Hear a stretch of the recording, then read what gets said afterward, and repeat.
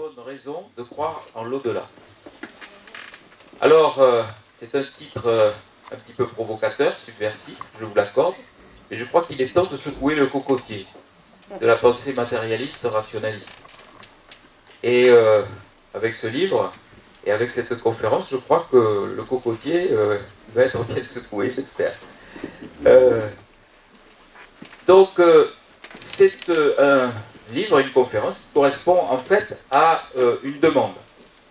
Lorsque je terminais mes conférences jusqu'à présent, on venait me voir et on me disait « Docteur, il me faudrait un livre pour quelqu'un qui n'est pas du tout ouvert à toutes ces choses-là, et je voudrais lui donner un livre facile à lire, qui ne soit pas du tout avec des termes médicaux, scientifiques ou quoi que ce soit, pour le faire lire à mon conjoint, à mon époux, à ma femme, à mon fils. » Et j'ai fait ce travail. J'ai fait ce travail parce que finalement, il n'était pas fait. J'ai essayé de trouver 7 bonnes raisons de penser que la vie ne s'arrête pas au moment de la mort et qu'elle continue après. 7 raisons qui sont difficiles à contester. Et en sous-titre, il y a aussi le livre à offrir aux sceptiques et aux détracteurs, parce que je suis rompu à l'exercice. Les détracteurs viennent me questionner en me posant toujours les mêmes questions. Mais ils ne sont pas morts. Ils sont revenus. Ils ne sont pas morts. Ben, si c'était mort, ils ne seraient jamais revenus. Voilà, ce genre d'argument. Donc, j'en avais un petit peu assez de répondre toujours la même chose aux mêmes questions. Et j'ai voulu faire une série de questions-réponses très simples, de telle façon que le lecteur ou la lectrice de ce livre, ou vous, après cette conférence, il suffira d'entendre une seule fois pour retenir l'argument, essayer de lire une seule fois le livre pour retenir tous les arguments, et ensuite, au lieu de mettre le livre dans la bibliothèque, il faudrait le donner à quelqu'un. Alors, ça ne fait pas trop plaisir à mon éditeur que je parle comme ça, parce que lui préfère vendre des livres, évidemment.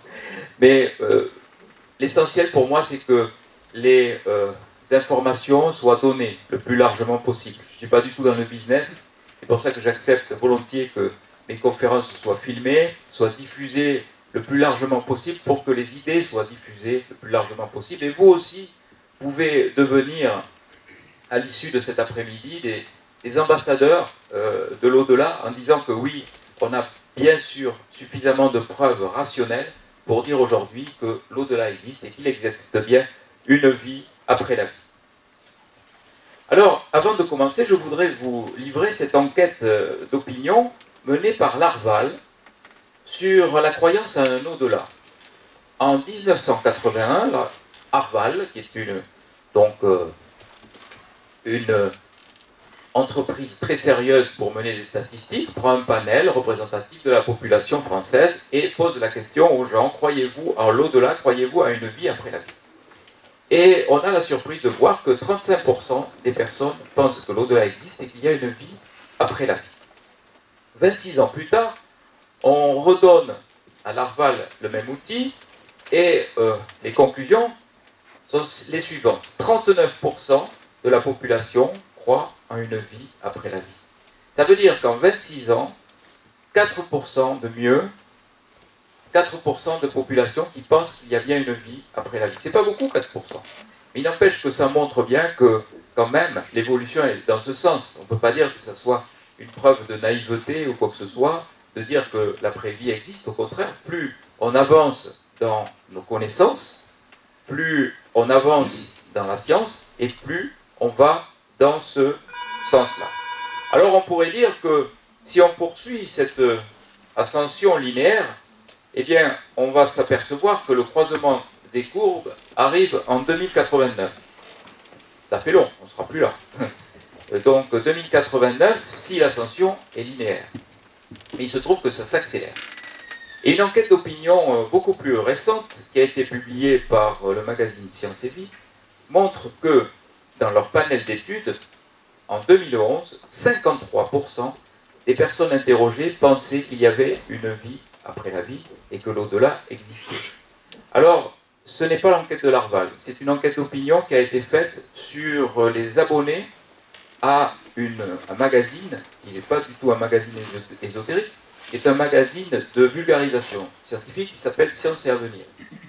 Donc ce sont des gens qui s'intéressent aux sciences de façon très large, et ce ne sont pas forcément des gens qui sont dans la spiritualité ou quoi que ce soit. Donc ça montre bien que ça serait plutôt exponentiel quand même, n'empêche, que cette croyance au-delà et à une vie après la vie commence à être admise par la majorité de nos contemporains. Et on est en train de changer de paradigme sur la mort, on est en train véritablement de pulvériser les pensées de la science matérialiste, de la pensée scientifique matérialiste. Alors pourquoi tout ça? Eh bien parce que nous avons davantage de preuves scientifiques et médicales. Parce que nous avons surtout des communications de plus en plus larges sur le sujet et de plus en plus permissives sur le sujet. On a de moins en moins de blocages et de censure. Il y en a encore, certes, il y a des progrès à faire, mais il y a quand même une permissivité qui n'était pas en l'état il y a seulement 5 ans. Je trouve que ça a considérablement évolué et on peut parler librement de ses expériences, de ses propres expériences, sans être pris pour un fou, pour un cinglé. Et ça, c'est quand même un progrès assez considérable. Il y a tout un tas de revues qui parlent du sujet. Je vous ai apporté ici des flyers de nouveau magazine qui s'appelle NDE Magazine, qui est un magazine exclusivement consacré aux expériences de mort provisoire. Je ne dis pas expérience de mort imminente, je ne dis pas near-death expérience, je dis, et je m'en expliquerai dans un instant, expérience de mort provisoire. Donc, nous avons là des gens qui ont compris, et les éditoriaux le prouvent, qu'il y avait suffisamment de matière pour exploiter le sujet, pour faire un magazine trimestriel, tellement les choses évoluent vite, et évoluent donc avec tout un tas d'articles à exploiter, tout un tas d'articles à mettre donc sous les yeux de lecteurs et de lectrices de plus en plus intéressés par ce phénomène. Alors, les 7 bonnes raisons de croire à l'au-delà. Nous verrons dans un premier temps, parlerons, j'ai largement parlé la dernière fois, des expériences de mort provisoire, dites NDE autrefois, Pamela Reynolds, ce qui se passe au seuil de la mort. Nous dirons quelques mots des phénomènes de décorporation ou out-body experience. Nous parlerons des perceptions mortuaires, et ça c'est assez nouveau. Nous dirons quelques mots de la médiumnité, et nous terminerons donc par la transcommunication instrumentale. Donc tout d'abord, première bonne raison, les expériences de mort imminente, near-death experience. Je rappelle, pour ceux qui ne connaissent pas le phénomène, que au moment de la mort, la majorité des gens qui ont vécu quelque chose disent toujours la même chose. Elles ont vécu une séquence événementielle qui semble être toujours la même.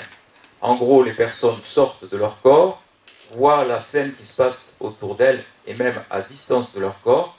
Elles passent dans un tunnel, passent dans une lumière qui est perçue comme étant une lumière d'amour, une lumière avec un amour inconditionnel, et puis découvrent des disparus, des êtres chers qui sont passés de l'autre côté, des guides spirituels, des anges, enfin, quelquefois des divinités, avec une limite, quelquefois, qui peut être symbolisée.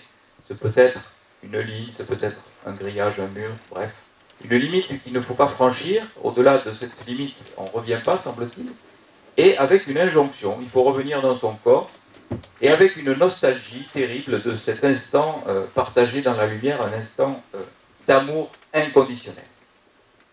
C'est dire quand même la puissance de cet amour, parce que l'expérience ne dure quelquefois que quelques secondes, et cet amour est tellement puissant qu'il balaye d'un revers de main tout l'amour terrestre qu'on a reçu sur cette planète au moment de sa vie terrestre.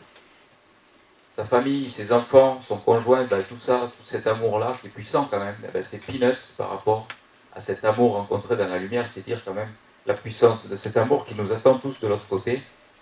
Et les gens reviennent ensuite dans leur corps complètement transformés par une expérience qui restera à jamais et pour toujours l'expérience la plus importante de toute leur vie. Donc cette expérience, elle est fréquente. Phyllis Atwater, qui a été la première à donner une évaluation du pourcentage de personnes qui avaient vécu l'expérience, évalue à peu près à 4% la population des gens qui auraient vécu cette expérience-là. C'est considérable, ça veut dire donc 12 millions d'Américains, 2,8 millions de Français, pardon, 4%, alors 4% c'est la population occidentale, parce que c'est évalué à peu près à 60 millions. Donc ça ne fait pas, vous voyez, 4% de la population planétaire, ça ferait beaucoup plus, mais il se trouve que c'est 4% de la population occidentale parce que il est sûr que si vous faites un arrêt cardiaque cet après-midi ici, en plus je suis là, donc je vais vous réanimer, il y a des chances, vous avez beaucoup plus de probabilité d'être réanimé que si ça se passe donc dans des régions sous-médicalisées, où il n'y a pas de médecin, où il n'y a pas de défibrillateur automatique.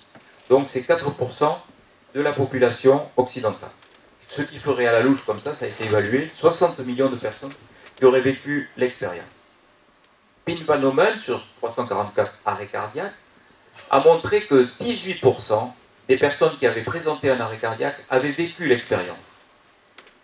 Je me suis amusé de faire des statistiques dans ma propre série, et sur 13 patients, vous voyez, ça n'a rien à voir avec l'étude de Pin Van Ommel qui est beaucoup plus large, qui a été publiée dans The Lancet, la mienne n'a pas été publiée du tout. Ben, j'ai retrouvé 3 personnes qui avaient fait l'expérience, vous voyez, ça fait à peu près 18-20% donc, de ces personnes-là qui ont vécu quelque chose. Alors, peut-être que ça fait beaucoup plus, peut-être que ces personnes-là ne veulent pas communiquer encore, par peur d'être marginalisées ou d'être psychiatrisées. Mais il n'empêche que quand même, c'est suffisamment parlant pour dire que cette expérience arrive souvent quand même. Alors, face à tout ça, que nous disent les détracteurs? Eh bien, ils nous disent toujours à peu près la même chose. Ils nous disent, ben, ils ne sont pas revenus de la mort. Puisqu'ils sont revenus, c'est qu'ils n'étaient pas morts. C'est ce qu'ils disent, et vous entendrez toujours ça. Ben, c'est faux. On ne peut pas dire ça. Parce que la définition de la mort, c'est l'arrêt du fonctionnement cérébral. Et on sait que dans les 15 secondes qui suivent l'arrêt cardiaque, ça peut être mesuré, le cerveau s'arrêtait de fonctionner. 15 secondes après, l'activité électrique du cerveau devenait nulle. L'électroencéphalogramme était plat. Et on sait aussi, ça peut être mesuré, qu'il y a une période incompressible d'au moins 2 minutes avant que les premiers secours se portent sur quelqu'un qui vient de faire un arrêt cardiaque dans les conditions optimales de surveillance, c'est-à-dire dans nos unités de réanimation ou de soins intensifs avec des gens qui sont avec un électrocardioscope. Donc c'est dire que toutes les personnes qui ont connu un arrêt cardiaque sont bien revenues d'une mort clinique. Elles étaient en état de mort clinique et elles sont revenues de la mort. Et dans 18% des cas, elles nous racontent ce qu'elles ont vécu. Donc il faut quand même pouvoir les écouter. Autre argument des détracteurs, vous l'entendrez encore, ben oui, mais tout ça c'est dû à la stimulation du gyrus angulaire. Au moment de la mort clinique, eh bien on a cette zone du cerveau qui est stimulée. Et on sait que lorsqu'on stimule cette zone de façon élective, comme l'a fait Olaf Planck ou Dick Ryder, eh bien on a une impression de sortie de corps, une vision otoscopique externe. Mais ça c'est une hallucination, ça n'a rien à voir avec une sortie de corps.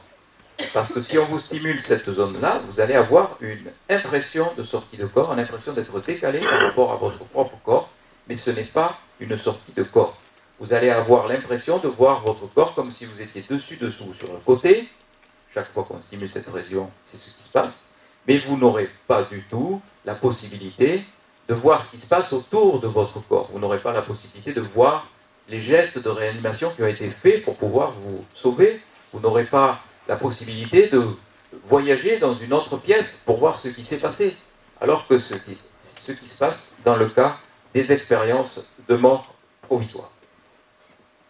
Et on a donc ces sensations de sortie de corps qui sont reproductibles par cette simple stimulation de ce gyrus angulaire. Et ça, vous l'avez compris, ce n'est pas une sortie de corps. Autre hypothèse, on a dit, ben oui, ben c'est un manque d'oxygène au cerveau, parce que la vision du tunnel, on peut très bien la reproduire lorsqu'on a des hypoxies occipitales, par exemple. L'aire visuelle située au niveau du cortex occipital, lorsque cette région ne reçoit pas suffisamment de sang et d'oxygène, eh bien, on a une vision comme, si vous voulez, un tube cathodique qui s'éteint sur les écrans de télé autrefois c'était ça, on avait une espèce de flash lumineux et puis une impression de point lumineux qui arrivait en arrière et qui s'éteignait. Et c'est exactement ce qui se passe au niveau de ces hypoxies de cette zone occipitale. On a une extinction qui se passe de la manière suivante. Mais ça n'a rien de commun avec l'expérience lumineuse des gens qui vivent l'expérience. Parce que ces gens-là ont tout de suite l'impression d'être dans une lumière d'amour, et on voit bien dans leur discours que ça n'a rien à voir avec l'extinction d'un poste de télévision. Ce point qui s'en va, c'est au contraire un point qui grossit et qui est de plus en plus présent et de plus en plus aimant. Alors comment une lumière peut-elle aimer? On ne voit pas du tout comment ça peut correspondre à ce que disent certains scientifiques qui disent que c'est une perception donc hallucinatoire due à une hypoxie cérébrale, en particulier au niveau de cette zone occipitale. On a dit aussi que la conjonction de l'hypoxie et de l'hypercapnie, c'est-à-dire d'un excès de CO2, l'asphyxie autrement dit, pouvait donner une impression de sortie de corps, une vision otoscopique externe. Et que c'était ça, précisément, qui provoquait l'impression d'être sorti de son corps. Mais c'est pas ça non plus. Pourquoi? Pin van Nommel l'a montré. Dans un des cas, il décrit une personne qui sort de son corps, voit une équipe de soignants s'affairer autour de son corps. L'équipe de soignants prélève du sang dans son artère fémorale et on analyse les sangs. On analyse le sang de ce prélèvement et on voit que le taux d'oxygène est normal et que le taux de CO2 est normal. Alors que le monsieur en question, il était au-dessus et il a pu décrire la ponction fémorale. Donc vous voyez que ça ne peut pas être ça non plus. On a dit, ben oui, alors si c'est pas ça, ce sont les endorphines. Les endorphines qui sont sécrétées, c'est vrai, de façon très large lorsque l'on a un stress important ou lorsqu'on a un traumatisme important. Et nous, on le sait quand on fait du SAMU, qu'on reçoit en réanimation des polytraumatisés, ils sont en général euphoriques, on a même l'impression quelquefois qu'ils sont alcoolisés alors que ce n'est pas vrai du tout, parce qu'ils sont baignés par des grosses doses d'endorphine, qui est une hormone qui est sécrétée de façon naturelle lorsqu'on est agressé. Ça donne des impressions d'euphorie et ça diminue la douleur. C'est fait pour ça. Si on veut être finaliste, c'est fait pour ça. Les endorphines sont donc libérées dans la circulation pour à la fois supprimer la douleur et pour nous rendre euphoriques. Mais ça n'a rien à voir avec l'euphorie d'une personne qui vit ça. Parce qu'elle est tellement transformée après qu'on peut penser que ce n'est pas un shoot de morphine qui est capable de faire ça, une transformation aussi radicale. On n'a jamais vu un morphinomane, après un shoot de morphine, se tourner vers l'amour, changer sa vie complètement du tout au tout, être dirigé vers les autres, se détacher des valeurs matérielles de cette planète pour être en amour avec les autres, c'est-à-dire vouloir donner aux autres en s'investissant dans des œuvres caritatives, dans des œuvres humanitaires, ou en devenant artiste, en devenant guérisseur, ou en devenant médium. Donc, en voulant aider les autres. Et pourtant, c'est ce qui se passe au niveau de l'expérience. Les gens qui vivent ça ont envie de donner un petit peu d'amour aux autres, l'amour qu'ils ont tellement reçu en abondance quand ils étaient dans la lumière qu'ils ont envie de le faire partager. Donc vous voyez, ça n'a rien à voir avec un shoot de morphine. On a dit, ben oui, c'est le cerveau qui reconstitue une histoire. Ça, on le voit souvent. Encore dernièrement, il y avait un petit reportage à la télé où donc je donnais ma position sur les expériences de mort provisoire. Et puis, quelqu'un dit, le journaliste en voix off dit, et on va voir maintenant ce qu'en pense un scientifique. Alors il se trouve qu'on a montré quelqu'un qui avait fait exactement les mêmes études que les miennes, donc il était aussi scientifique que moi. Simplement, il disait que tout ça c'était dû à une hallucination, que c'était une image qui était arrivée au cerveau et que c'est le cerveau qui reconstituait un scénario. Vous voyez? Alors ça, c'était un scientifique, parce que ça paraissait pour le journaliste scientifique, et ce que je disais moi avant, c'était pas scientifique du tout. L'objectivité est assez bizarre et relative quand même, en l'occurrence, dans cette appréciation. Et là, on a des gens qui ne peuvent pas reconstituer l'histoire avec ces récits, quand on connaît bien ces récits. Comment quelqu'un est capable de vous décrire ce qui se passe dans une pièce à côté, alors que l'histoire n'a jamais été stockée dans son cerveau, ou même à des kilomètres de là? Ça ne peut pas être une histoire reconstituée. On dit aussi que la rencontre avec les défunts, ça, ce sont des images reconstituées par le cerveau, parce on est en deuil, on est en souffrance, on a perdu une grand-mère, et bien, dans l'hallucination, on la voit lorsqu'on est dans la lumière. Et ça aussi, ça ne peut pas tenir devant un certain nombre de témoignages qui voient des entités qui ne savaient pas qu'elles étaient disparues au moment de l'expérience. Ça arrive. Il y a des gens qui ont cette visualisation-là. Par exemple, il y a Mathieu Meyer, qui, peut-être vous avez vu son témoignage télévisé, il est apparu dans une émission où il racontait ce qui était arrivé. Il est dans la lumière et il voit une entité qui se présente, qui est à peu près de son âge, et qu'il ne connaît pas du tout, et qui vient l'accueillir. Il redescend donc après son expérience, un accident, il redescend, il revient dans son corps, et quelques mois plus tard, il découvre le visage de celui qui l'avait accueilli dans la lumière.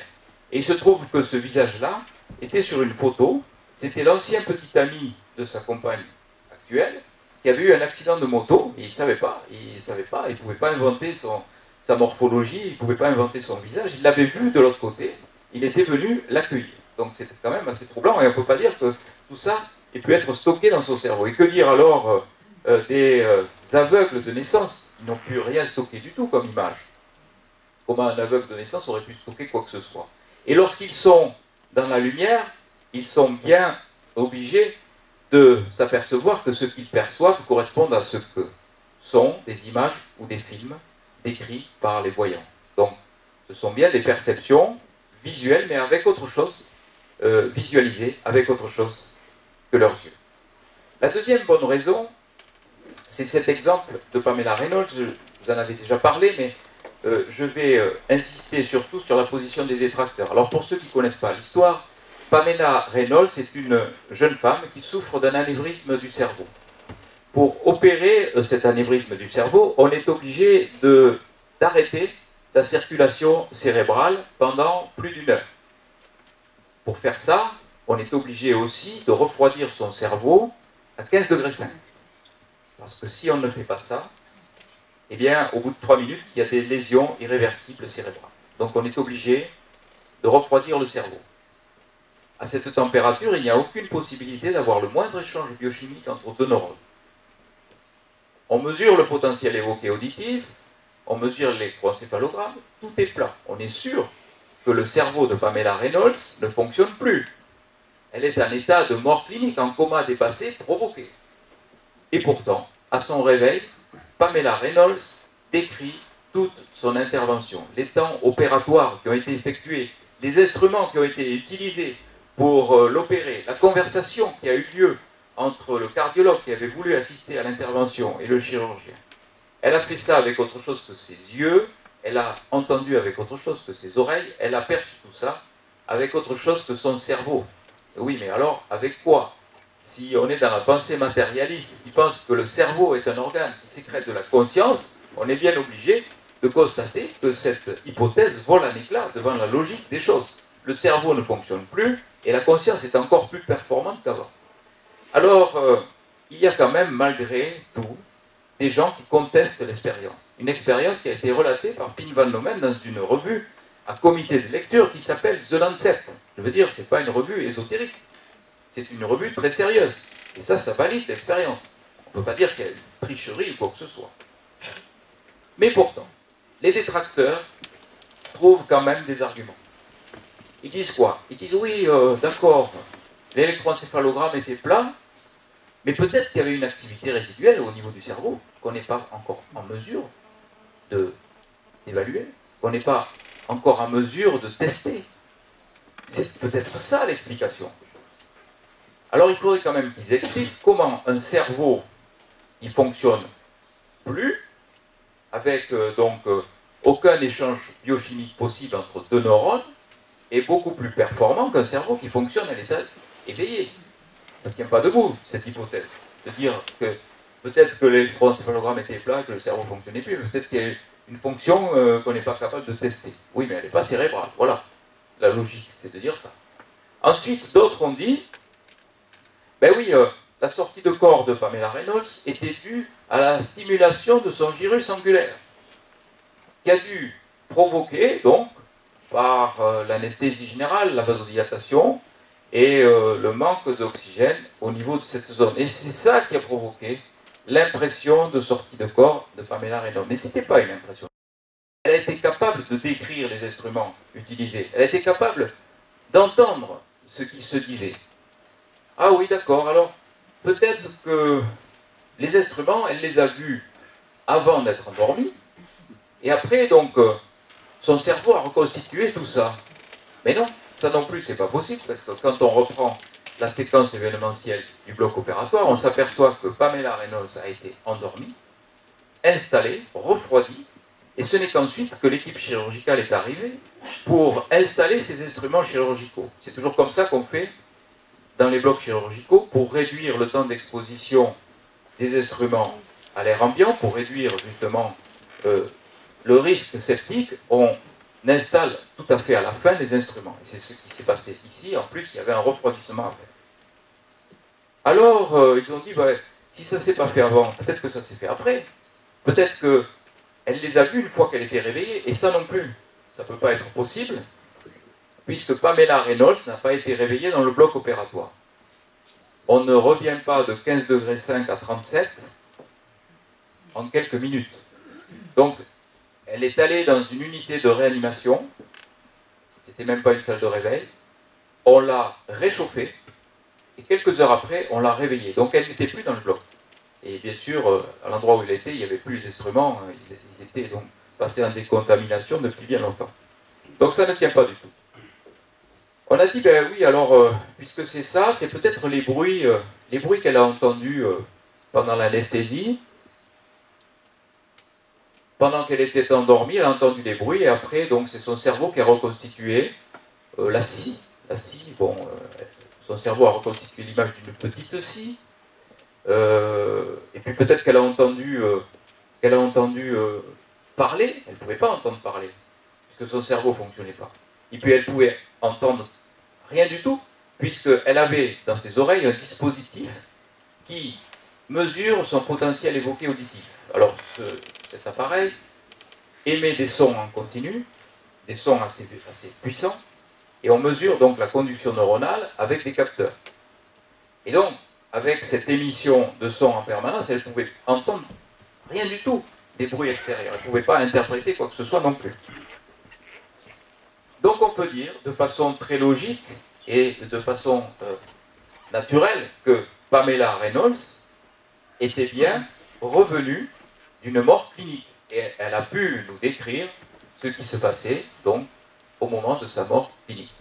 Alors elle a eu ça, je vous raconte ça parce que c'est le plus troublant, mais elle a eu aussi toute la séquence événementielle. Elle est passée dans un tunnel, elle est arrivée dans une lumière qu'elle décrit elle aussi comme une lumière d'amour. Elle a rencontré des êtres chers disparus. Elle a rencontré entre autres son oncle, qui l'a poussée dans son corps, parce qu'elle voulait rester de l'autre côté. Et elle dit, c'est comme si on m'avait poussé au bord d'une piscine d'eau froide. Et j'ai eu cette impression désagréable de revenir dans mon corps mort et de l'habiter de nouveau. Pour ceux qui sont intéressés, vous avez sur Internet son discours. Elle est maintenant décédée depuis 1 an, au mois de mai. Et elle raconte très bien cette histoire. Donc vous tapez Google, sur Google, vous tapez son nom, vous trouverez son histoire. Elle décrit très très bien ce qui lui est arrivé. Et on voit même le chirurgien qui l'a opéré, qui est stupéfait de savoir qu'elle ait pu décrire tout ça. Donc vous voyez, rien que ce cas-là suffirait pour dire que lorsque notre cerveau s'arrête de fonctionner, ben, nous avons encore une conscience, et que cette conscience peut être encore plus performante que lorsque notre cerveau ne fonctionne pas. La troisième bonne raison, ben, c'est ce qui se passe au seuil de la mort. Alors, j'ai fait un petit listing de ce que j'ai pu constater. Ce listing a été évalué par d'autres soignants, je l'ai montré, donc j'ai réorganisé en fonction d'un ordre de fréquence décroissant ce qui se passait au niveau de la mort, ce qu'on pouvait nous observer en tant que soignants. On observe quoi? Eh bien, on observe que la plupart du temps, il y a une résignation tranquille au moment de mourir, c'est-à-dire à quelques minutes ou quelques heures de l'échéance. On a une sérénité et une paix intérieure qui arrivent. Pour beaucoup, il y a l'évocation de ce qu'on pourrait appeler une spiritualité, c'est-à-dire invocation de Dieu, ou des gens qui se mettent à prier, parce qu'ils sentent qu'ils vont mourir. Et je me souviens, et je l'ai inscrit dans ce livre, de ce patient qui me dit docteur, je vais mourir, je le sais, maintenant c'est imminent. Ben, je vais vous dire un truc. Toute ma vie, j'étais emmerdé par ma peur de mourir. Il parlait comme ça. Ça m'a emmerdé la vie, j'avais peur de mourir, j'étais angoissé. Et qu'est-ce que j'étais bête. Et je ne croyais pas en Dieu. Et maintenant que je vais mourir, il me tarde même d'y être devant lui et de me retrouver devant Dieu. Donc il avait retrouvé à la foi et il était complètement débarrassé de la peur au moment de cette échéance. Donc une certaine euphorie et une curiosité de découvrir ce qu'on pourrait appeler l'au-delà.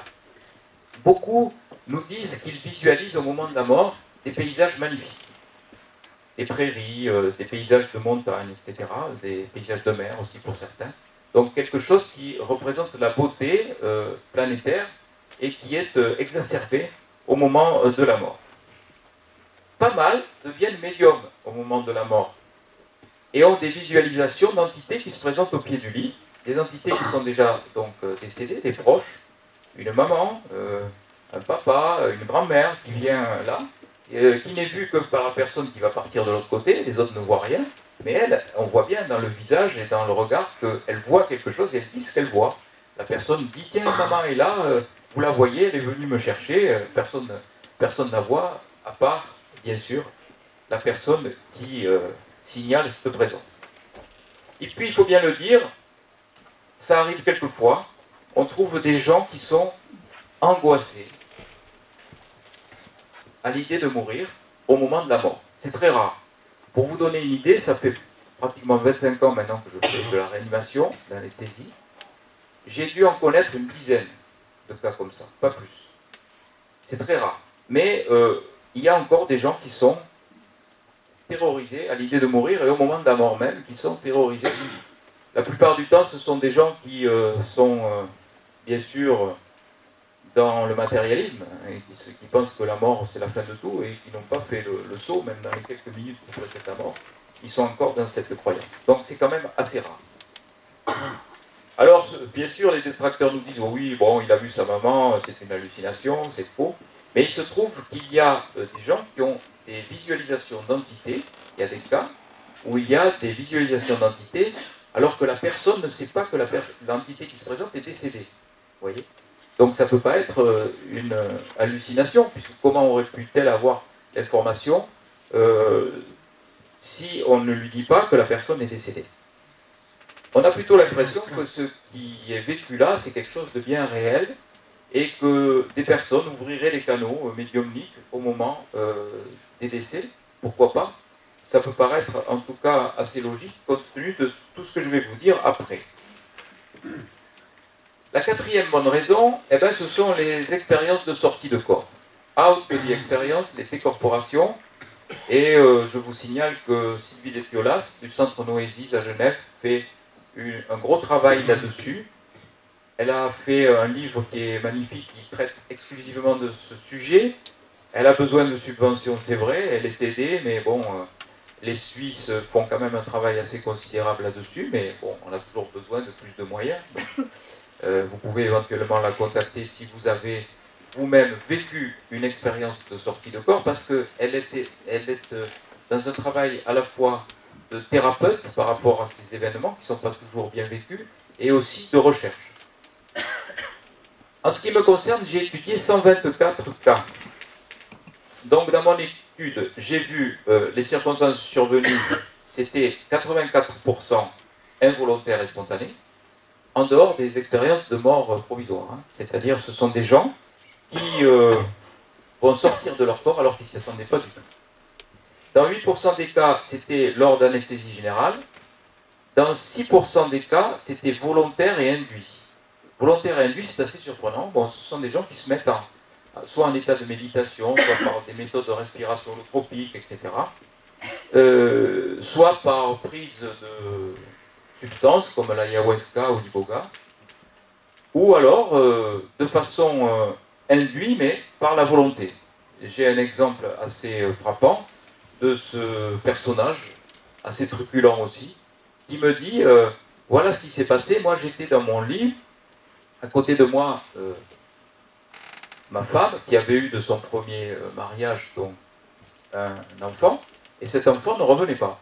C'était tard, et c'était au milieu de la nuit. Et alors il dit à sa compagne, il lui dit, ne t'inquiète pas, je vais le chercher. Et hop, il sort de son corps, et il se retrouve devant lui.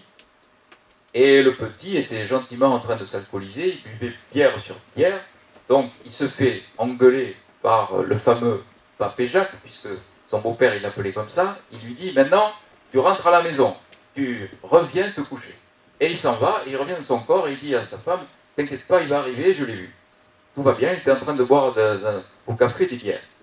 Bon, et quelque temps après, ils entendent la porte qui s'ouvre, et effectivement, l'enfant qui vient se coucher. Le lendemain, il lui raconte l'expérience. Il lui dit alors, tu es rentré tard cette nuit? Et il dit ben oui, je suis rentré, mais je ne sais pas pourquoi. J'avais envie de rentrer d'un seul coup, alors que bon, j'allais continuer à être avec mes copains. Il ne disait pas qu'il buvait des bières. Et donc le Papé Jacques en question lui dit ben écoute, c'est moi qui t'ai fait rentrer. C'est moi qui t'ai fait rentrer. Mais comment tu m'as pas vu, etc. Il lui dit mais si, c'est moi qui t'ai fait rentrer.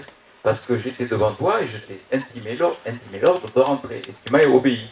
Alors il dit, mais comment ben, tu ne me voyais pas, mais moi je te voyais. Alors il lui raconte, je suis sorti de mon corps, j'étais devant toi. Alors l'autre, évidemment, qui se fout de lui, qui rit aux éclats. Et il lui dit, mais je vais te dire même ce qui se passait à côté de toi. Il y avait une table et il y avait un couple qui s'engueulait. Alors là, il était stupéfait parce que c'est effectivement la scène qui se déroulait en même temps.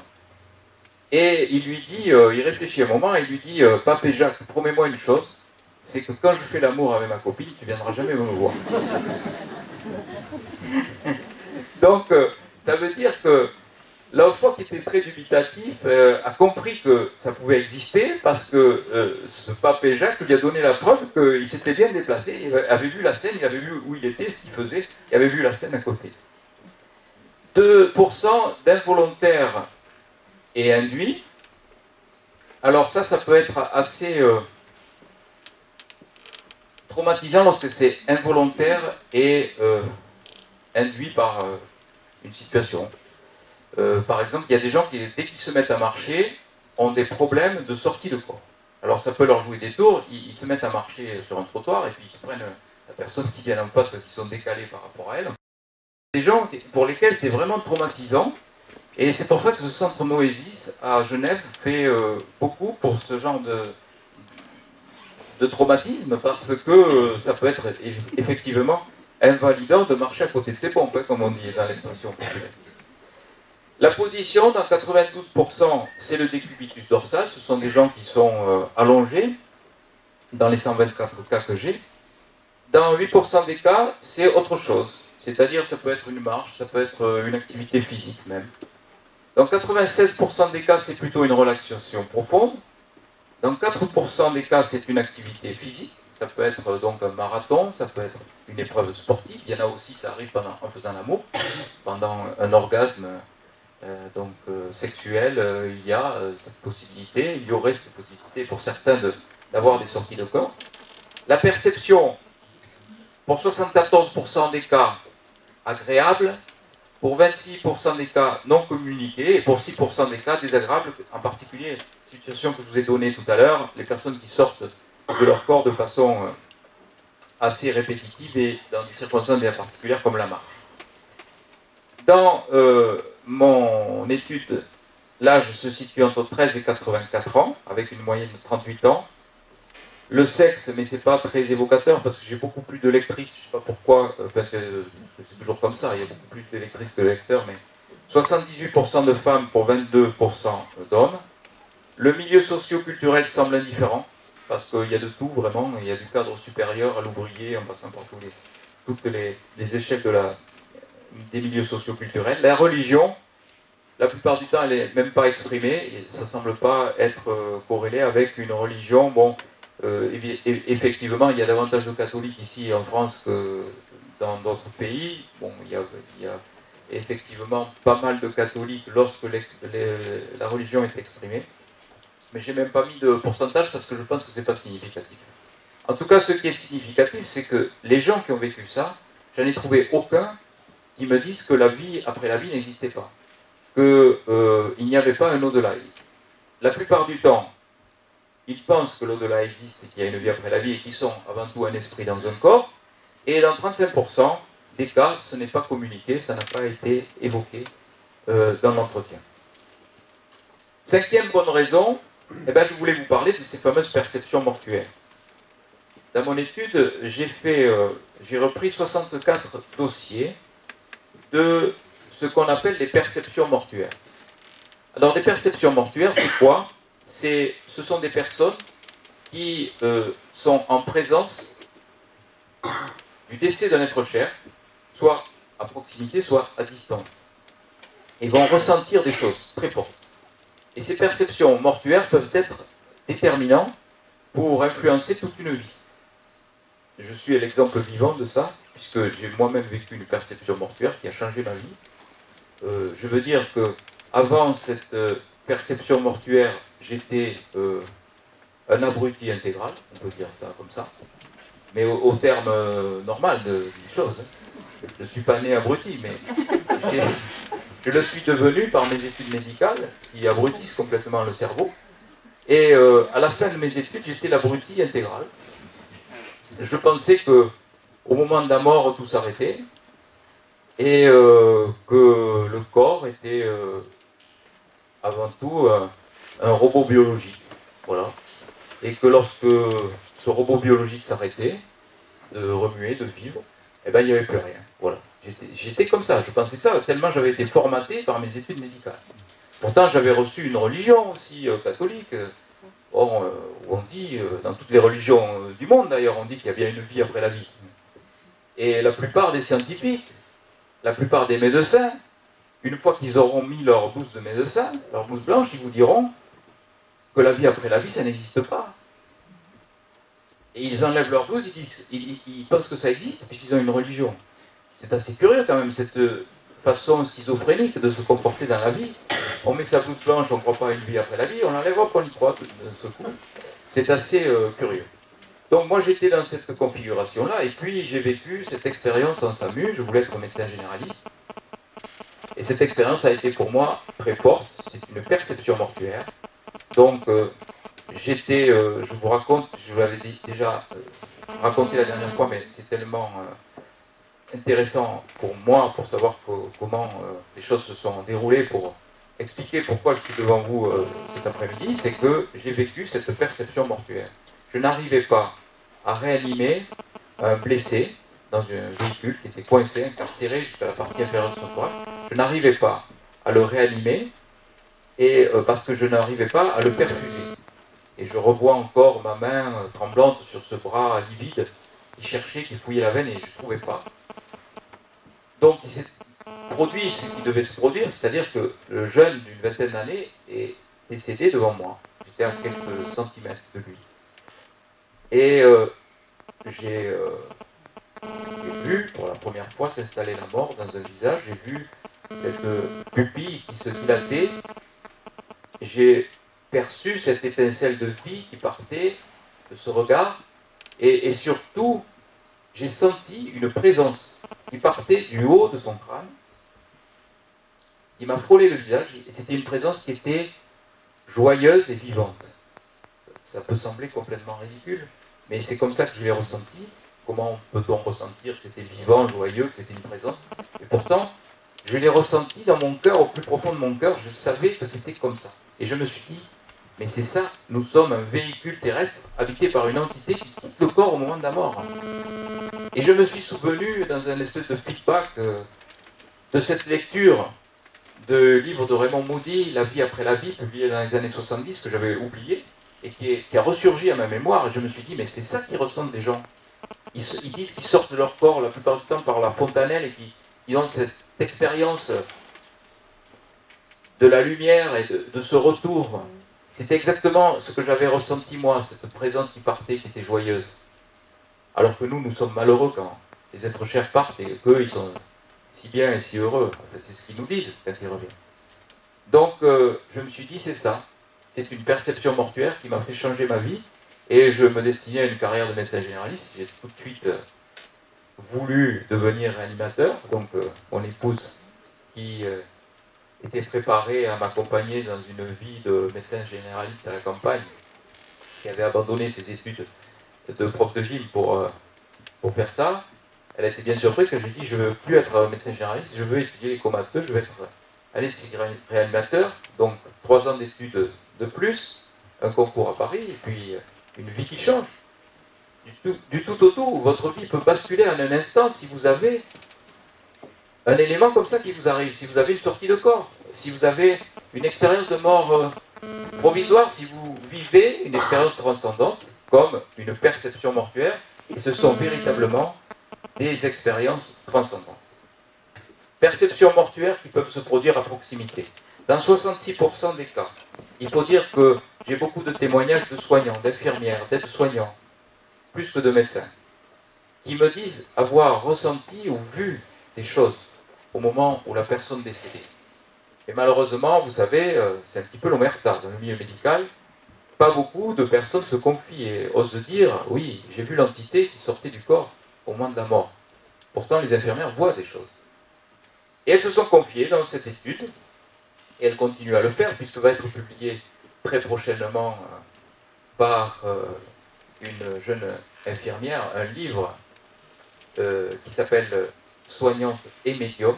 Donc elle voit régulièrement les entités qui se présentent. Un exemple parmi tant d'autres, elle est occupée donc à faire la toilette mortuaire avec une autre aide-soignante. Et l'entité se présente devant elle, devant toutes les deux, mais il y a qu'elle qui la voit, et qui lui dit « Il ne faudra pas oublier mon béret et mes bretelles ». Bon. Alors, elle se confie quand même, parce qu'elle parle, elle aime bien parler, à sa copine, et puis sa copine, évidemment, se moque d'elle. Elle part d'un grand fou rire. Et puis la famille arrive avec les affaires, et il y avait dans la housse, effectivement, une paire de bretelles et un béret. Donc ça, elle a bien été obligée de constater que l'information était bonne et était juste.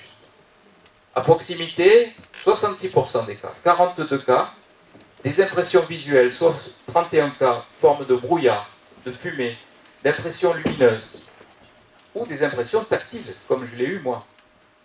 11 cas de gens qui ont ressenti des choses de façon tactile. Moi, je n'ai rien vu, je n'ai pas reçu en clairaudience ou en clairvoyance, j'ai eu une impression tactile au moment du décès. Jean-Pierre Postel, peut-être vous connaissez cet anesthésiste réanimateur qui a mis au point un système de cible caché à Sarlat. Le principe est de mettre dans des boîtes des images et puis attendre, voir si des gens en état d'arrêt cardiaque, de mort provisoire, sont capables d'identifier les cibles. C'est quand même passé aux 20h de TF1. On a présenté cette étude-là. Donc vous voyez que les choses avancent. Et lui a vécu quelque chose, bien sûr. Il a transformé. Une expérience de perception mortuaire. Il a vécu le décès de son père, en présence de sa femme, médecin, et de son fils, infirmier. Ils étaient tous les trois au chevet du grand-père ou du beau-père ou des pères qui partaient de l'autre côté. Et au moment du décès, ils ont vu un brouillard s'élever au-dessus du thorax de cet homme et ils se sont retrouvés tous les trois dans le tunnel.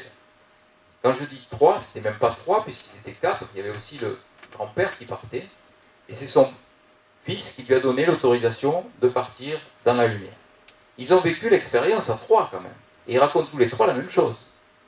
Alors on ne peut pas dire que c'est une hallucination due à un manque d'oxygène au cerveau, à une libération d'endorphine ou de kétamine ou que sais-je encore. Un trouble métabolique au niveau des neurones qui expliquerait l'expérience. Ils sont tous les trois sains de corps et d'esprit, ils sont en activité et ils sont tout à fait lucides. Donc ils ont vécu cette expérience de ce que Raymond Moody appelle les expériences de mort partagée. Je vous signale à ce propos qu'il a sorti. C'est dommage, il n'a pas trop de succès ce livre, il mériterait d'être connu.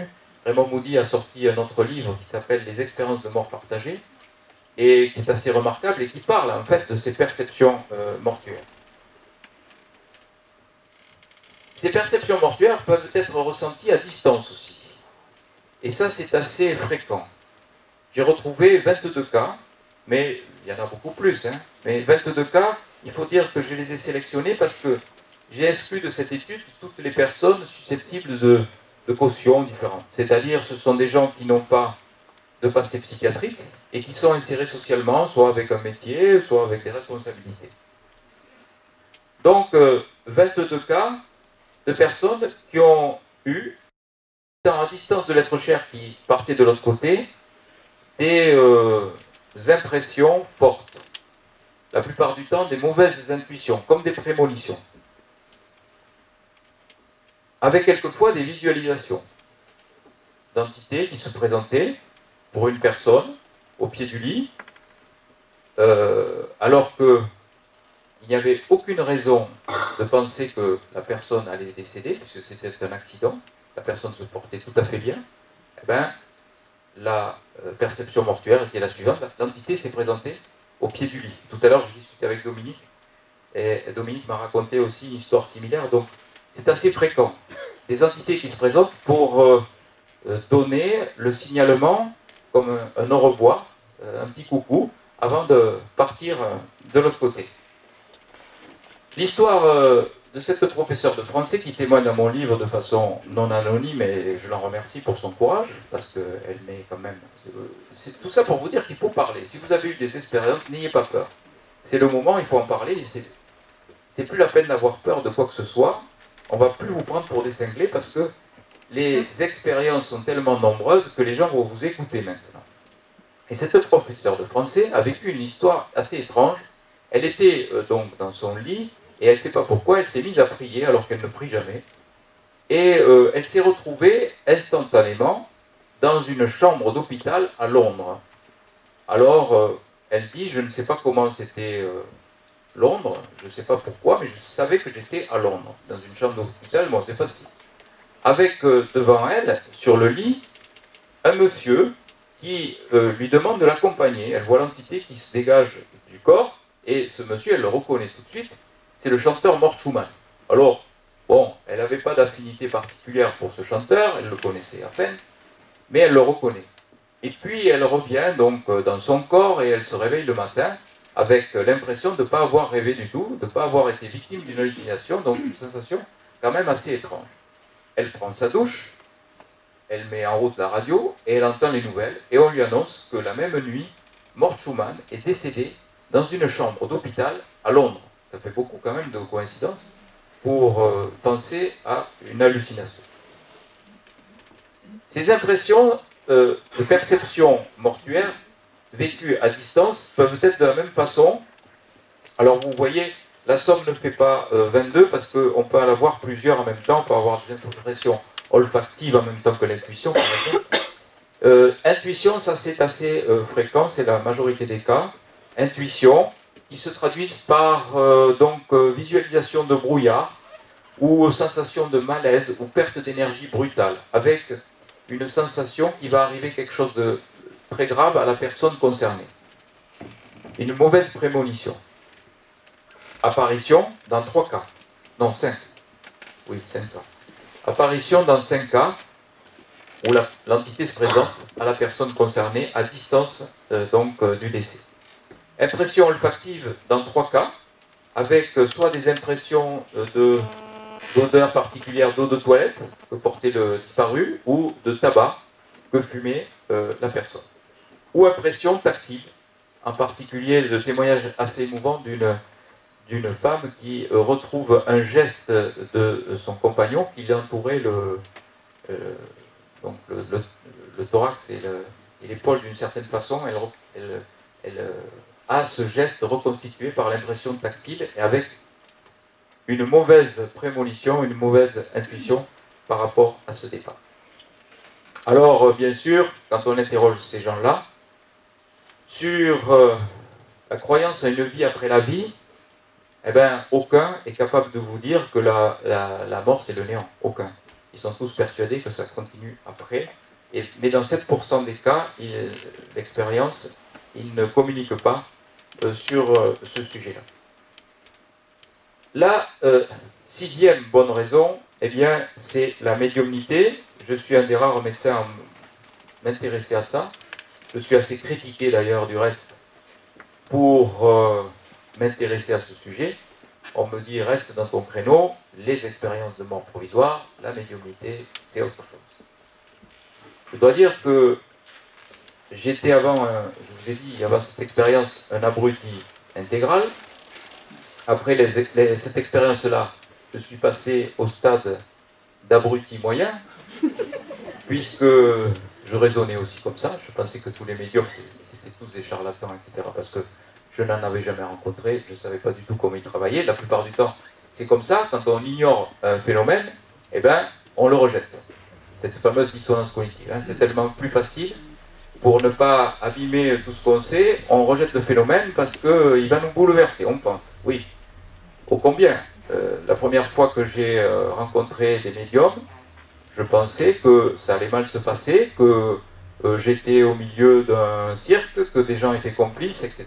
Et puis je me suis aperçu au fil du temps que c'était faux, que les signes de reconnaissance qu'ils donnaient, au moins certains, étaient bien probants, et que le plus logique, c'était de dire que la médiumnité, ça existait bien, et qu'il y avait une possibilité de communiquer avec des forces que l'on pourrait appeler des forces invisibles, ou avec ce qu'on pourrait appeler l'au-delà. Et puis la médiumnité, quand on y réfléchit, elle fait partie intégrante de l'expérience de mort provisoire. Puisque les gens, quand ils se retrouvent dans la lumière, ils voient des entités, ils deviennent médiums, ils ont des perceptions médiumniques. Ils voient des entités désincarnées.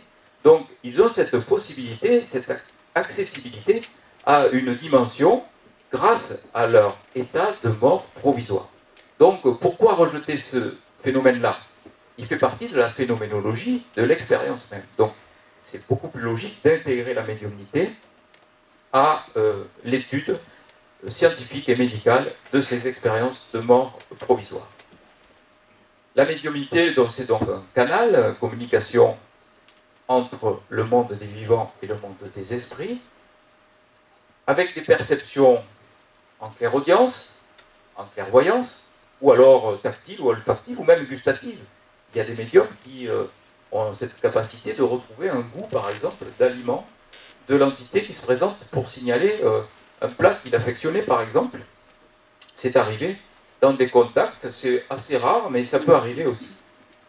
Et puis, on peut concevoir que la médiumnité est capable de vous faire accéder à une dimension qui est aussi accessible au niveau de l'expérience de mort provisoire, puisque les gens qui sont dans l'expérience de mort provisoire ont accès à des informations rétrocognitives dans leur passé ou précognitives dans leur futur. Un petit peu comme si c'était connecté à un espace-temps où le temps n'existe pas. C'est-à-dire qu'ils reçoivent l'intégralité des informations, ils ont, disent-ils, l'omniscience, ils savaient tout sur tout. Et donc, avec un amour inconditionnel qui débouche finalement sur cette ultime connaissance, qui débouche sur la sagesse absolue. Est-ce que la sagesse absolue, ça ne saurait pas être dans l'amour intégral? Probablement, si on accepte que c'est aussi l'omniscience. Donc les médiums ont aussi capacité d'avoir en flash des informations venant à la fois du passé du consultant ou de son futur. Et à ce moment-là, ça devient de la voyance. Ce n'est plus un contact avec un médium, avec une entité désincarnée. Sauf que quelquefois aussi, l'entité désincarnée peut vous donner des informations sur votre propre futur. Mais là, ce n'est pas du tout le même processus. Les médiums ont une valeur thérapeutique dans le deuil. Ça, c'est quelque chose qu'on ne peut nier en tant que médecin, même si on ne croit pas à la médiumnité. J'ai vu des gens complètement détruits après la perte d'un enfant, des parents complètement détruits, et retrouver un équilibre psychique uniquement grâce à un contact médiumnique et un signe de reconnaissance donné par le médium. Donc, il y a quand même un rôle social à jouer au niveau de cette thérapeutique qui est efficace dans certains cas.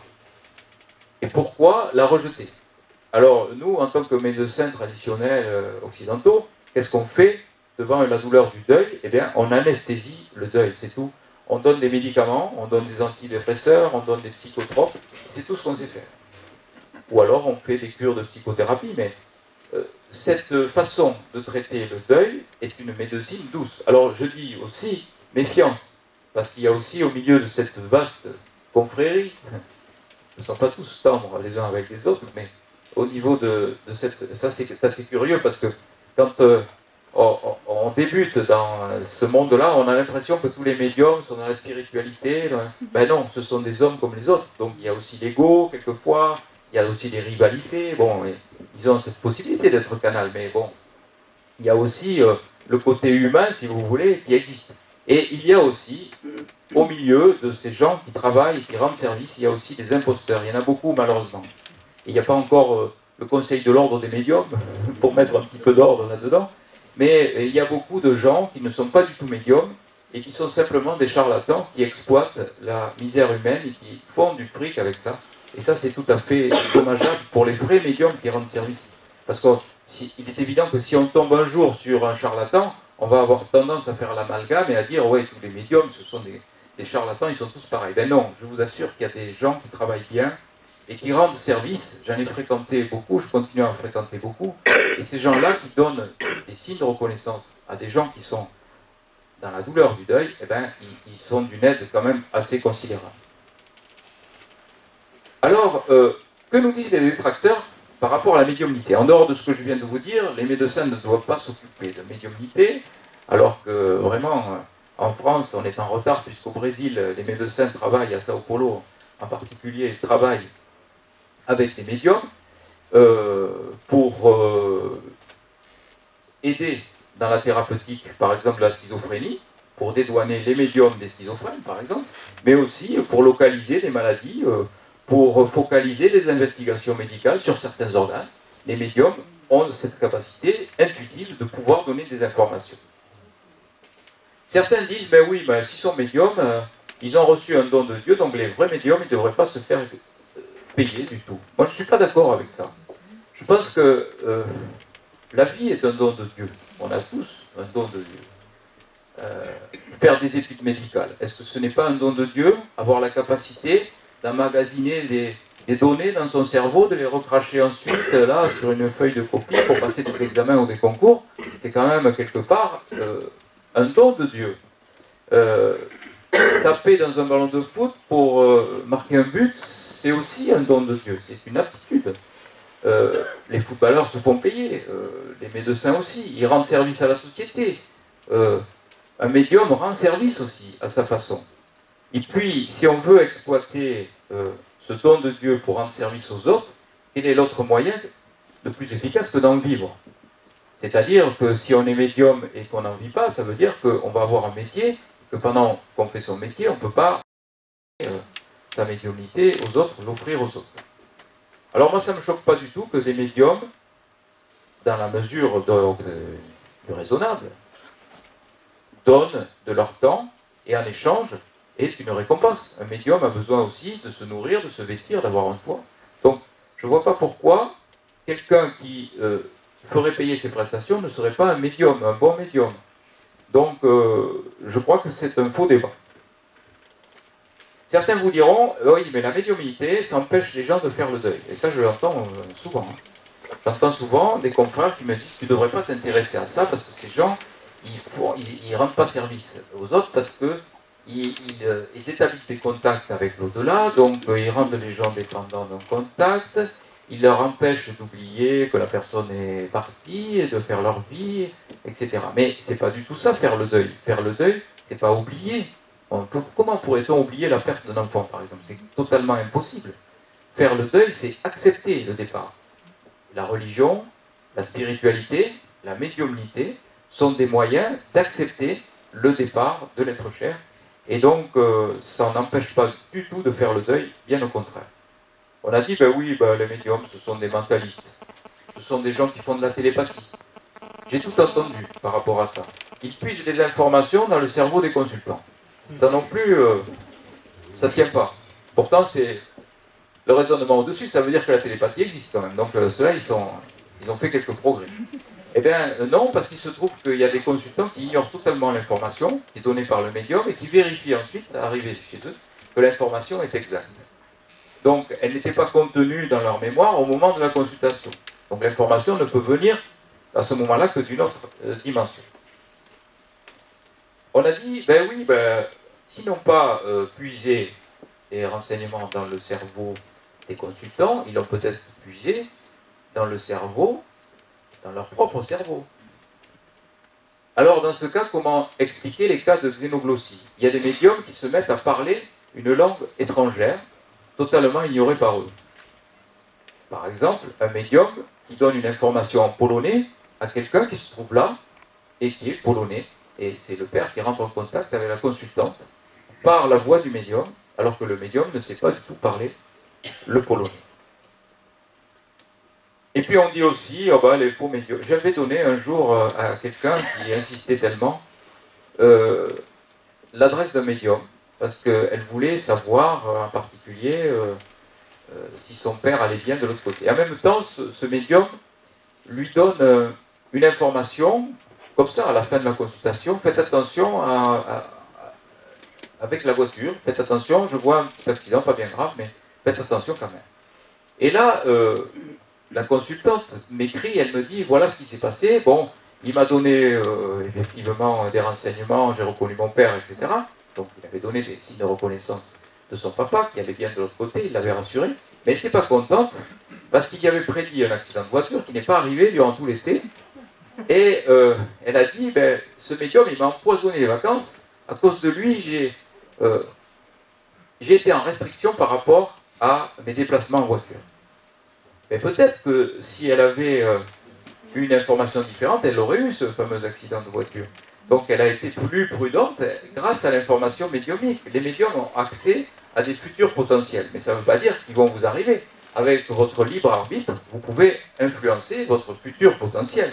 Le principe de l'information et de l'avertissement donné par le médium, c'est justement de prévenir les accidents et les choses qui peuvent vous arriver. Donc c'est pas parce qu'un médium va vous prédire un truc en disant il faut faire attention, par exemple à vos déplacements en voiture, et que le déplacement en voiture a été réduit et de ce fait n'a pas entraîné d'accident, il faut dire que c'est un mauvais médium quand même, c'est mauvaise foi absolue. Fausse prédiction, mauvais médium, je ne pense pas que ça soit valable. Et enfin, la 7e bonne raison, eh bien, c'est la transcommunication instrumentale. Alors là, c'est vraiment un échelon au-dessus. Je suis passé du stade d'abruti intégral, je recommence la petite histoire, jusqu'à mon expérience, et puis ensuite à abruti moyen, jusqu'à ce que je m'interroge sur la médiumnité. Puis j'étais en abruti léger, je dirais, jusqu'à une expérience de transcommunication instrumentale. Et là aussi, c'était pareil. Bon, j'avais à peu près compris que l'au-delà existait, que les entités désincarnées étaient bien présentes dans certaines circonstances et qu'on pouvait avoir accès à leurs informations grâce à la médiumnité. Mais la transcommunication instrumentale, alors là, ça m'a laissé tellement dubitatif que je vous dis purement et simplement que je n'y croyais pas du tout. J'avais lu, bien sûr, le livre du Père Brune. J'avais écouté vaguement ces bandes enregistrées qui étaient présentées lors des conférences de gens qui s'intéressaient au sujet. J'avais écouté des bandes enregistrées sur le net. J'entendais vaguement des voix chuchotées. Je reconnaissais des phrases lorsqu'on me disait qu'elles correspondaient à telle ou telle phrase, bon, parce qu'on me suggérait ça. Mais j'étais très sceptique sur le sujet. Jusqu'au jour où le Père Brune me dit « Viens à Caen, on va faire une expérience de TCI. » Bon, alors je devais faire une conférence ailleurs. Je ne voulais pas du tout venir là. Mais il se trouve que j'ai été obligé d'y aller parce que 2 nuits après, mon épouse qui est là pourra en témoigner, j'ai été réveillé dans la nuit par la lumière de ma chambre qui s'est allumée 3 fois, interrupteur fermé. J'ai ressenti une pression sur mon pied et j'ai entendu « va à Caen ». Donc mon épouse a été réveillée en sursaut par la lumière qui s'allumait. Et donc j'ai ressenti cette pression sur mon pied et j'ai entendu ça. Donc, évidemment, j'ai perdu mon billet électronique et je suis allé à Caen. Là, vraiment, j'en parle au Père Brune, il me dit dis donc, tu as de sacrées invitations de l'au-delà, toi, hein, et tu as raison, il faut venir. Bon, effectivement, je suis allé à Caen et j'ai assisté à cette séance de TCI époustouflante, je dois dire, parce que j'avais jamais assisté. Et je crois que les gens qui ne connaissent pas la TCI et qui la critiquent un petit peu, toujours, on ne connaît pas, devraient assister au moins une fois dans leur vie à une séance de TCI. Il y a des gens très sérieux, il y a les Blancs-Garins qui s'occupent de ça, Il y a à Toulouse, Source de vie Toulouse, avec Yves Linès, Christophe Barbet, qui font ça de façon très sérieuse. Et ça se passe de la façon suivante. Donc, on se met en concentration ou en prière. Bon, tout le monde fait ça. Moi, j'ai fait ça comme les autres. J'étais avec mon petit carnet à ressort et mon stylo, là, pour noter comme un journaliste tout ce qui allait arriver. Donc, moi, j'ai prié Marie parce que c'est comme ça que je prie. Et dans les autres, je voyais qu'ils invoquaient aussi quelque chose du domaine de la spiritualité. Ils étaient en concentration. Il y avait la sœur du Père Brune, le Père Brune, Yves Lignès, Christophe Barbet, Henri Vigneault, le médium, Jean-Claude Carton, qui a fait une émission en direct sur ce sujet. Et à la fin, donc, on met un poste de radio entre deux bandes passantes, donc sur des fréquences données. En général, ce sont des radios allemandes, donc on n'entend rien. Hein.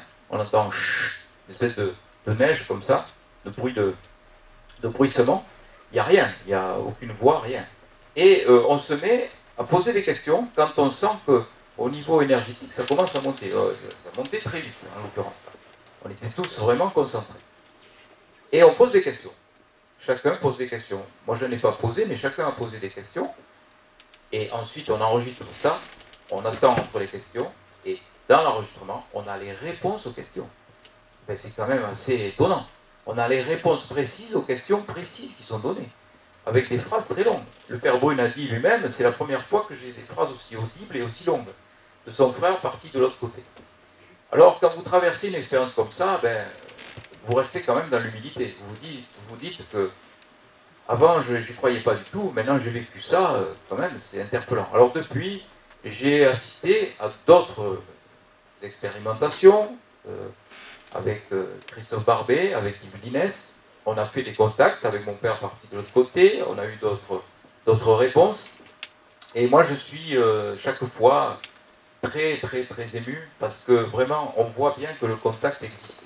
Et il y a même des gens qui reçoivent sur leur téléphone portable des choses, des voix venues de notre monde, avec des signes de reconnaissance très forts, sans faire de séance de TCI. Il y a des images sur des écrans de télévision.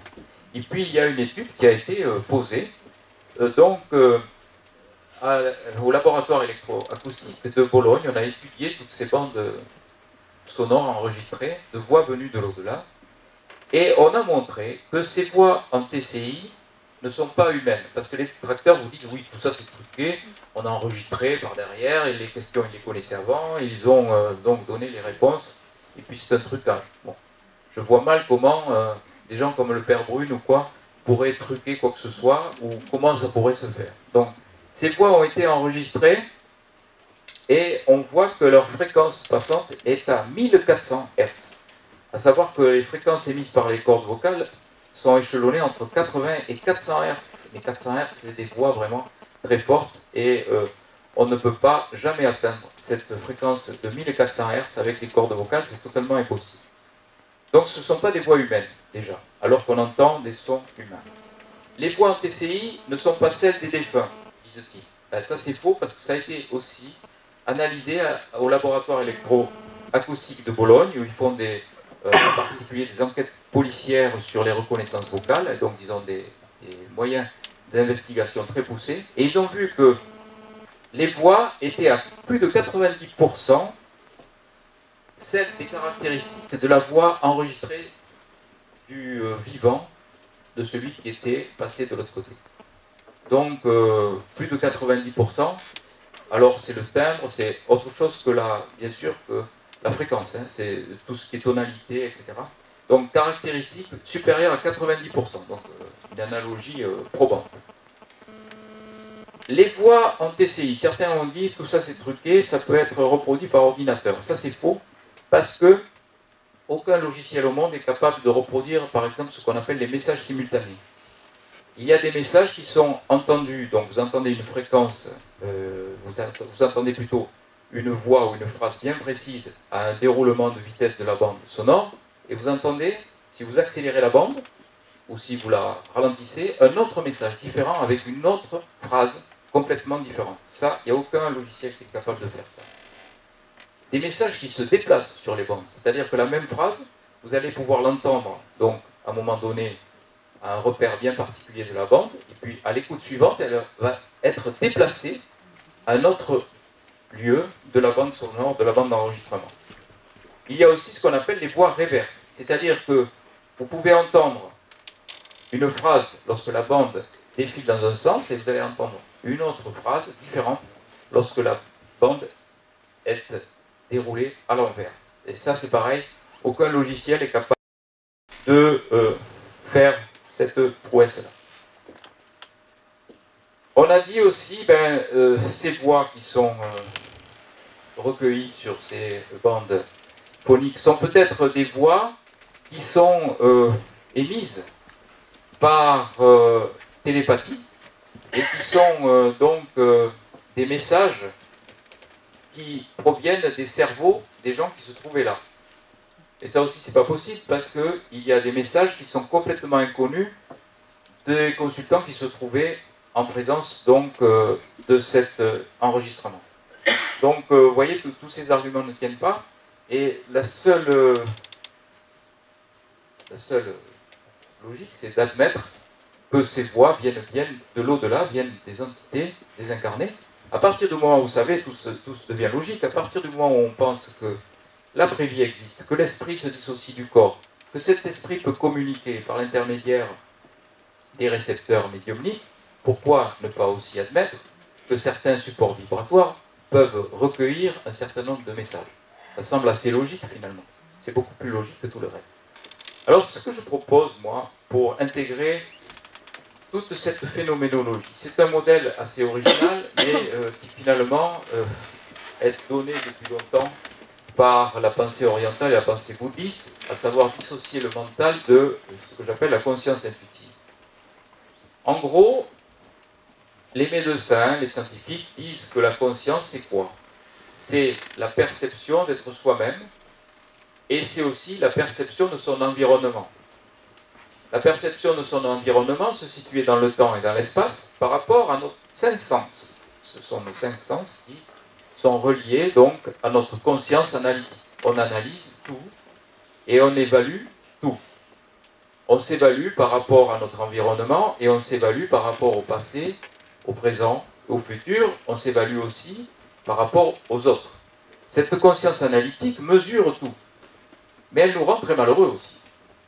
Elle nous rend très malheureux parce que, en nous évaluant par rapport aux autres, on va être très malheureux, on va être frustré, on va développer notre ego et on va être en colère ou on va avoir des jalousies par rapport aux autres. Cette conscience analytique nous situe dans le temps en nous rendant malheureux aussi parce que si on est par rapport au passé, on va avoir des nostalgies ou des remords ou des regrets. Par rapport au futur, on va avoir des angoisses par rapport au futur. Donc, elle nous rend très malheureux et elle mesure tout. C'est ce que les orientaux appellent le mental. Et cette conscience analytique qui mesure tout est particulièrement développée chez les scientifiques adultes. C'est pour ça que vous rencontrerez très peu de scientifiques, médecins, chirurgiens qui ont une conscience intuitive.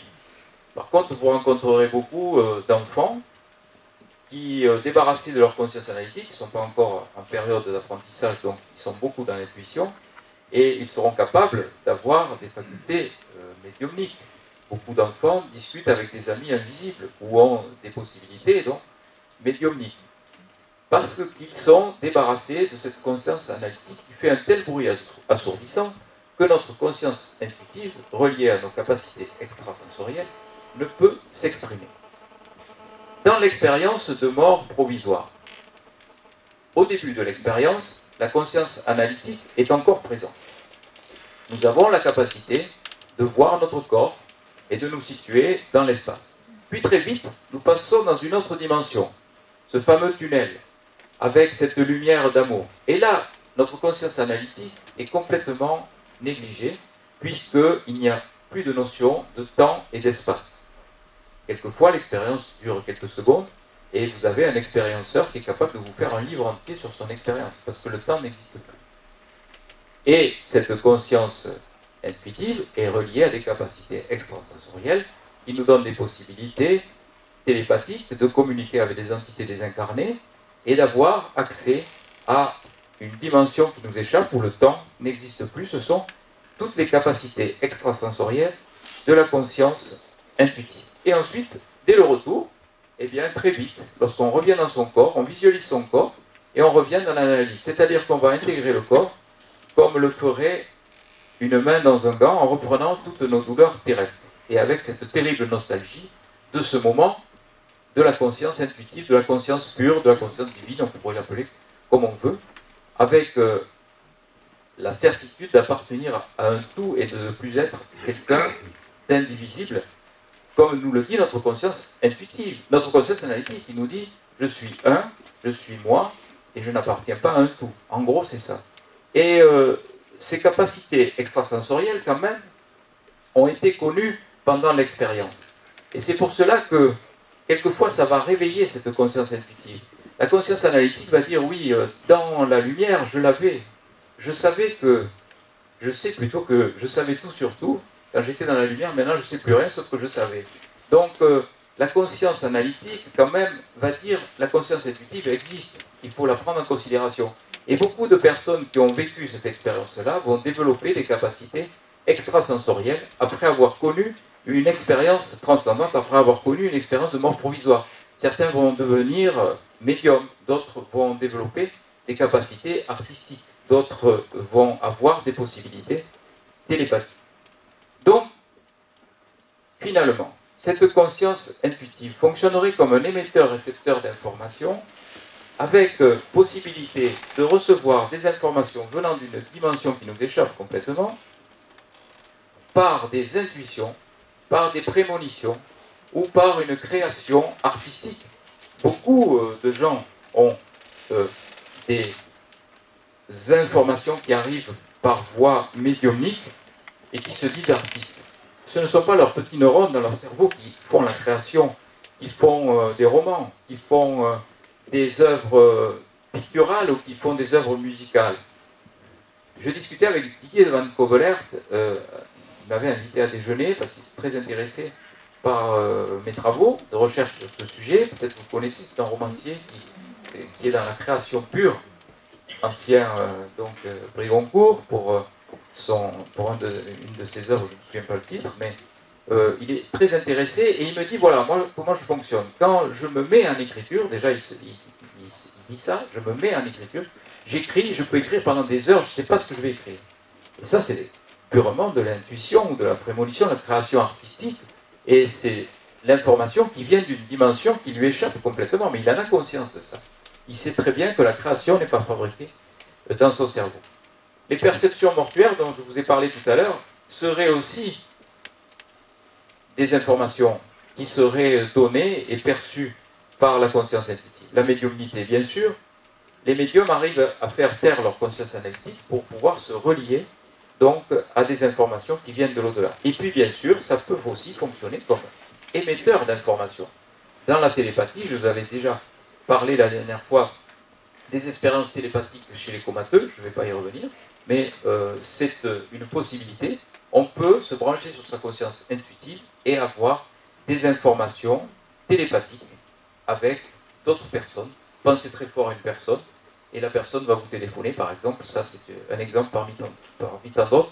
Shadrach a beaucoup étudié là-dessus, en particulier chez les animaux et chez les chiens, la possibilité donc de percevoir l'intention du maître de revenir à la maison avec modification du comportement de l'animal au moment où l'information télépathique était donnée. Voilà ce que je voulais vous dire cet après-midi, avec toujours la même conclusion. Toute grande idée est d'abord ridiculisée.